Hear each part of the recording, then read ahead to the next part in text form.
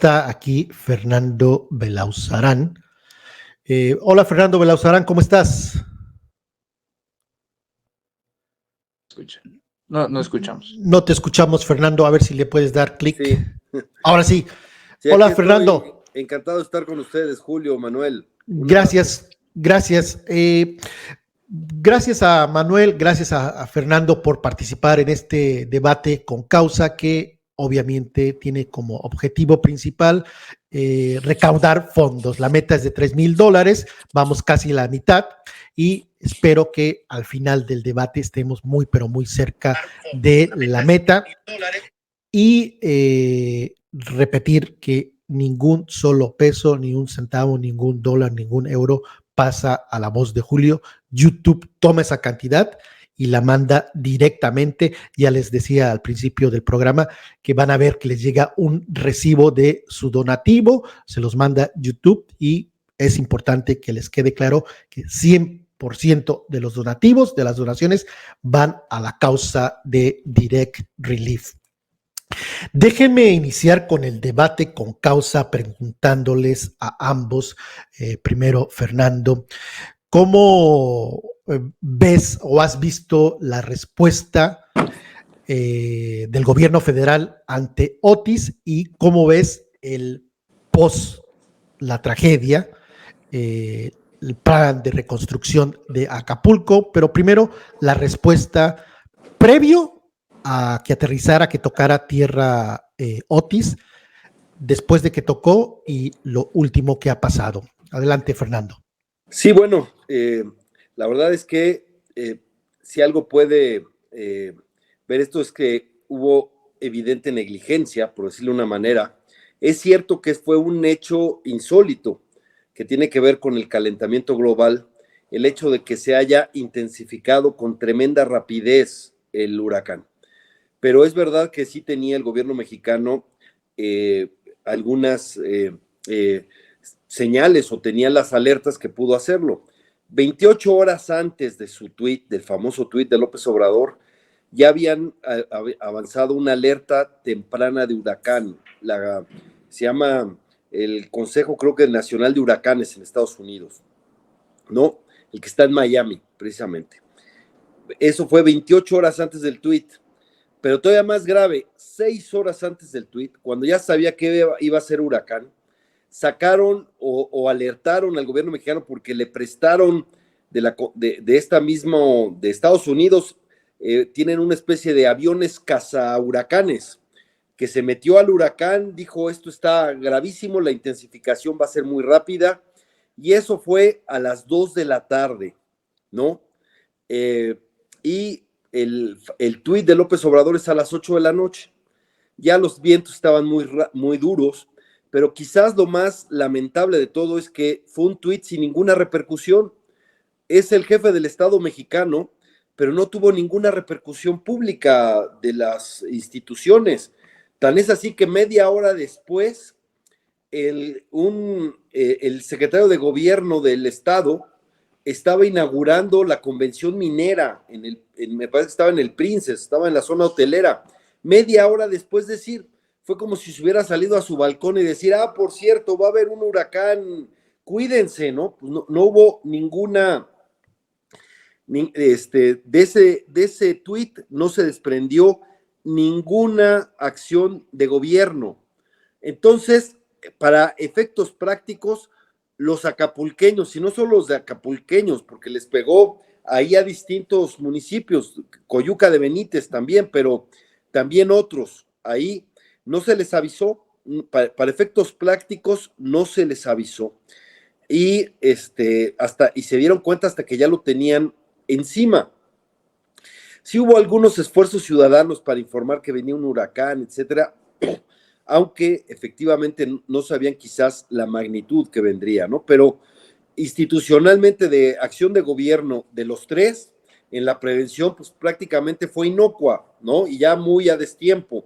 Les digo que 28 horas antes del tuit ya había alerta temprana de huracán. Es cierto que no se veía perspectivas todavía de que fuera un huracán 5, pero a las 2 de la tarde sí, cuando ya dijeron que había esta intensificación rápida, Y lástima, porque mucha gente se pudo haber guarnecido, tomado alguna precaución, salido, lo que sea, les cayó encima.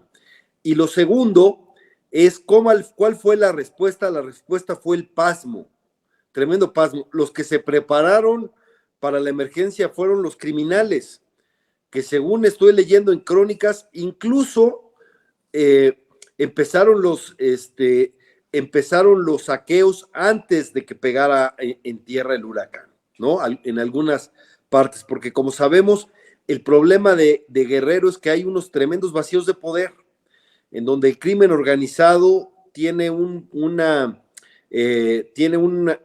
protagonismo tremendo en la zona, donde las autoridades, o más bien el crimen puede matar a cualquier autoridad y establece hasta impuesto hasta para la venta de pollos, como se ha establecido. En ese ánimo donde hay un vacío de poder, o si quieres decir, atisbos de un estado fallido en Guerrero, ahí es donde cayó el huracán y hubo pasmo tremendo de los tres órdenes de gobierno otra vez. Y llama la atención incluso escenas de los saqueos con miembros de la Guardia Nacional, en algunos casos observando. Ya hay incluso videos donde se ve a miembros de la Guardia Nacional participando de los saqueos. Eso fue tremendo, era una ciudad sin ley, el pasmo que hubo para la respuesta. Las Fuerzas Armadas están acostumbradas a entrar al rescate en desastres naturales, ¿no? Tiene una gran experiencia, sobre todo el ejército con el plan DN3. Gran parte del cariño que le tiene la población al ejército es porque lo ha sabido hacer en esos momentos, pero en esta ocasión fueron lentos para entrar, ¿no? Lentos para actuar, y bueno, ahí están todos los testimonios, y fue un error que afortunadamente recapacitó el presidente. Reconozco que recapacitó, aunque no reconoció el error, pero recapacitó cuando dijo que toda la ayuda tendría que venir o tendría que ser distribuida por las Fuerzas Armadas, que no se iba a aceptar la ayuda de la sociedad civil. Y es que yo creo que en ese momento el presidente no tenía una imagen, no tenía la información del tamaño del desastre. Nos necesitábamos todos. Y entonces todavía hubo algunos, en Chilpancingo pusieron algunos retenes el ejército, y en Chilpancingo llegaron a bajar algunas cosas para trasladarlas, ¿no? Eso está documentado. Pero el presidente, a partir del sábado, me parece que fue la fecha, en ese momento recapacita y ya todo el mundo puede llegar a Acapulco con la ayuda, pero evidentemente es insuficiente. Pero si tú me dices cómo fue la respuesta, pues lo dicen los propios damnificados. Fue lenta e insuficiente. Déjame darle la palabra a Manuel Pedrero. Fernando Belauzarán habla de negligencia, dice, no se les avisó, no se les avisó. ¿Cuál es tu respuesta, Manuel Pedrero, ante las declaraciones, afirmaciones de Fernando Belauzarán? Bueno, el hecho de hablar de negligencia correspondería a que no existiera voluntad por parte del gobierno federal, del gobierno estatal o del gobierno municipal a resolver la situación tras el huracán Otis. La verdad es que yo considero que fueron dos tragedias, dos huracanes. El primero, desde luego, el natural, pero el segundo es el de la infodemia, y creo que ese ha permeado todavía más. Y desgraciadamente no solamente ha permeado más, sino que ha sido todavía lucrativo para la clase política, para los medios de comunicación, para pseudoperiodistas, para pseudointelectuales, para la comentocracia. Se habla en un primer lugar de la respuesta. Muy bien, si hablamos de respuestas, hay que decirlo como es, y yo estoy seguro que en estos momentos no abundarán muchos expertos en cambio climático o en fenómenos meteorológicos. Por eso, cuando alguien no domina el tema, normalmente lo que debería de hacer es escuchar a los expertos, y la comunidad científica internacional concluye que Otis, no lo digo yo, lo dice la comunidad científica internacional, que Otis es uno de los mayores desastres naturales sin precedente alguno, no solamente en la historia de México, sino en la historia del mundo, porque la evolución con la cual domina y adopta tanta fuerza Otis en cuestión de horas, de una tormenta tropical que habría que partir de ello, ¿no? Se pronosticaba como una tormenta tropical, y es el mismo día Ojo, es el mismo día del impacto del huracán que se convierte de tormenta tropical a huracán. De por sí, una evolución de tormenta tropical a huracán ya es un evento, ya es un suceso, pero que en cuestión de horas pase de ser una tormenta tropical a un huracán categoría 5 es simplemente asombroso. Y sí, habla desde luego de la nula conciencia que ha tenido el planeta en torno al cambio climático, que de repente veo algunos que culpan a la refinería de Dos Bocas, ¿no? Como si Dos Bocas o las refinerías en general en el planeta Tierra tuvieran el mayor rubro de contaminación planetaria, cuando México, por dar nada más un dato, nada más aporta al 2.5% de contaminación a nivel planetario, nada más China y Estados Unidos se comparten entre ellos casi el 35, el 40%, ¿no? La verdad es que si hablamos de respuesta por parte, yo ya ni siquiera diría del gobierno, sí, no del Estado mexicano, veo que se resalta mucho el tema del tuit del presidente Andrés Manuel López Obrador.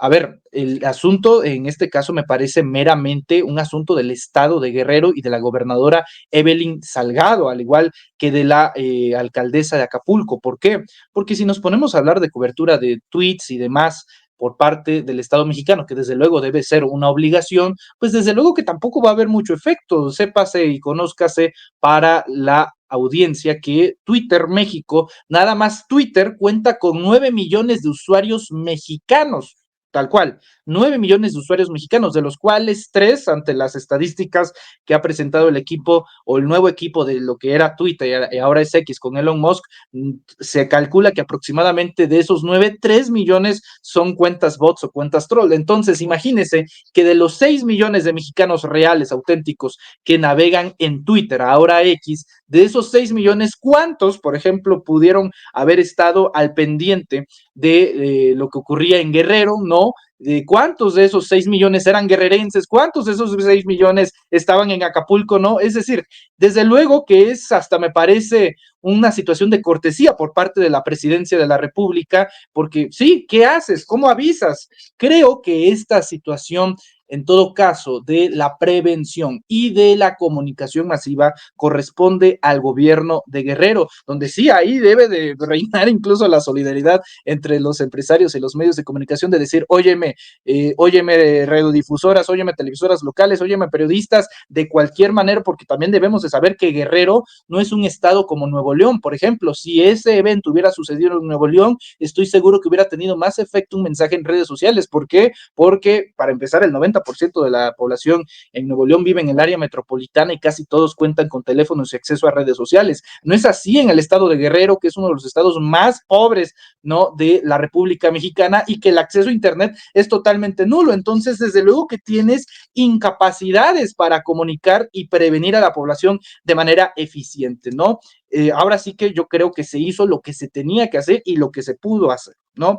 Luego, en el tema de las ayudas, ¿no? La respuesta ante el Estado mexicano. Yo comprendo hasta cierto punto por qué de manera predilecta el presidente López Obrador adjudica a que todas las ayudas lleguen a través del ejército mexicano, por una sencilla razón. ¿Por qué el ejército y por qué no las organizaciones civiles o por qué no las organizaciones de la sociedad civil o ONGs? En fin.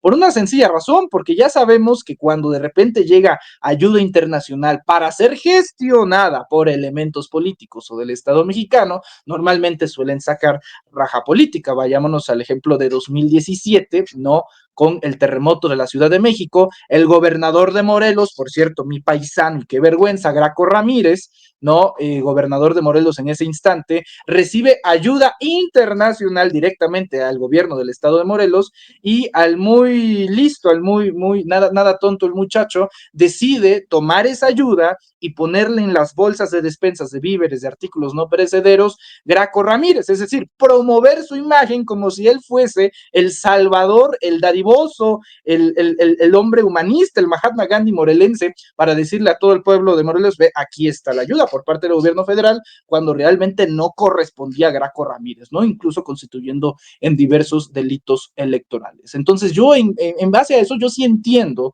que sí el ejército mexicano pues tome la rectoría de la ayuda, porque si alguien no va a estar diciendo fue el ejército mexicano de más, pues es propio el ejército mexicano que está acostumbrado a actuar de esta manera tan intensa, pero no de ahorita, desde 1965, desde que se creó el plan DN3, ¿no? Y así ha sido en diversas ocasiones. Yo no recuerdo a un solo mexicano que haya criticado la actuación del ejército en 1985, en el terremoto de la Ciudad de México, o tras diversos huracanes en épocas de Ernesto Zedillo Ponce de León, o incluso en el propio terremoto del 2017. ¿Por qué ahora? Porque hay una clara narrativa de desprestigio a las Fuerzas Armadas. Y eso, desde luego, que también busca lucrar políticamente con una narrativa que apoye a la oposición.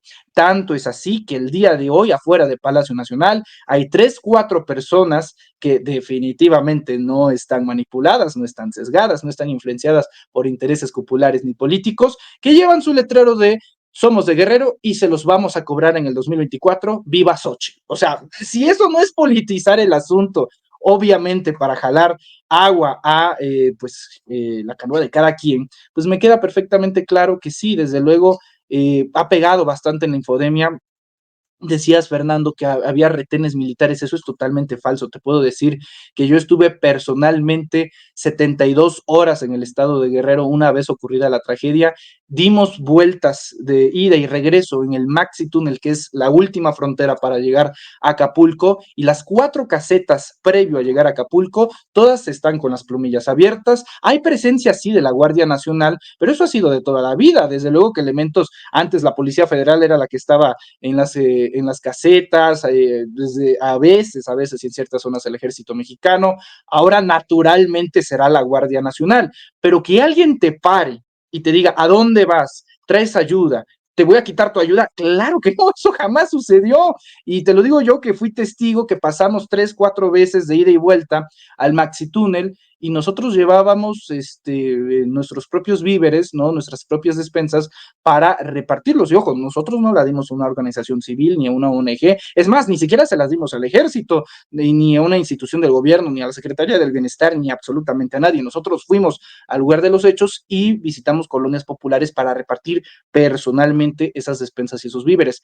Nadie, Fernando, nos detuvo. Esa fue una noticia falsa que empezó a circular pues periodistas, que mira que estoy siendo bastante generoso al llamarlos periodistas de la oposición, no afines a la oposición. Ahí ves a Pascal Beltrán del Río publicando un video que es justamente ese que se está mostrando en pantalla, que dice, básicamente muestra imágenes de cómo elementos, ¿no?, de las Fuerzas Armadas está retirando artículos, ¿no? Artículos de primera necesidad. Y después terminó diciendo la Secretaría de Seguridad Pública, ¿no? El gobierno federal, y sí, luego lo ratificamos en Reporteros MX, que ese video correspondía a Aguascalientes, a 700 kilómetros de Guerrero. Y no solamente Aguascalientes, sino que también se trataba de un video de septiembre, cuando este evento sucedió en octubre. Entonces dices tú, óyeme, ¿de dónde sale esto? Y luego Pascal, que es un absoluto genio, dice, no, pero yo jamás dije que era el video de Guerrero. Pues qué bonito, en plena tragedia de Guerrero, cuando todos los mexicanos están buscando información auditiva, visual, crónica, periodística del asunto de Guerrero, y no contextualizar lo que estás publicando en medio de un torbellino de infodemia, pues es obviamente una situación falsaria, es una situación hipócrita, es una situación que la verdad ha permeado mucho. Sí, vino el huracán de Otis, Julio, pero desgraciadamente también vino el huracán de la infodemia, y desgraciadamente las víctimas ahí son millones de mexicanos que desgraciadamente pueden sucumbir ante las diversas formas que tiene la derecha, lo ha mostrado históricamente, para manipular. Óyeme, ¿qué es eso de promover tendencias de que no donen? Va en contra de la tradición histórica nacional de todos los estados ante tragedias nacionales. Te lo dice alguien que es de Tabasco, Fernando.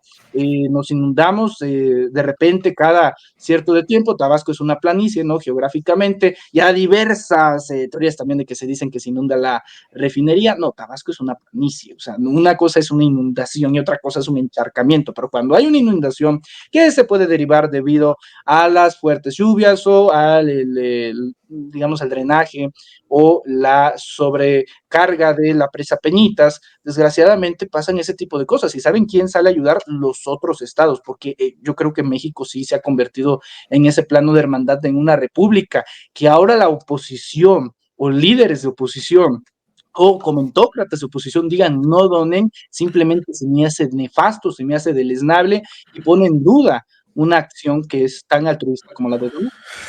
Antes de darte la réplica, Fernando, déjenme preguntarles sobre el papel brevemente, porque ya Fernando criticaba y decía no se les avisó, pero déjenme presentarles este audio breve del noticiero de Ciro Gómez Leiva, que se transmitió a las 10:30 tiempo del centro, 24 de octubre. Esto es lo que Ciro Gómez Leiva, previo al huracán. El huracán Otis, que hace una hora se intensificó a categoría 5, está provocando pues lluvias y muy fuertes vientos en el puerto de Acapulco. Se tiene previsto, el sistema meteorológico tiene previsto que el huracán toque tierra cerca de Acapulco, por ahí un poquito antes de las 6 de la mañana. Todas las alertas han sido encendidas, todos los avisos han sido ya difundidos ante la fuerza del huracán. Vamos a tener el reporte minuto a minuto de cómo va avanzando en el curso del programa y lo último de la información. Bueno. Y como veíamos al inicio del programa, el huracán Otis se acerca ya al puerto de Acapulco. Las autoridades han activado la alerta máxima debido a la intensidad y a su categoría 5. De acuerdo con Conagua, en las próximas 3 horas se esperan lluvias muy fuertes en Acapulco, la zona centro de Guerrero, en la montaña y en tierra caliente. Se esperan también vientos de hasta 270 kilómetros por hora y oleajes de 10 metros de altura. Las autoridades de Guerrero han pedido a la población evitar cruzar ríos, calles inundadas, además de alejarse de estas zonas de playa y mar. Lluvias que también van a afectar a Oaxaca y Chiapas en las próximas horas. El presidente López Obrador hizo un llamado a la población de la Costa Grande de Guerrero para que acepten trasladarse a los refugios, se mantengan en lugares seguros, alejados igualmente de ríos, arroyos, barrancas y estén en alerta.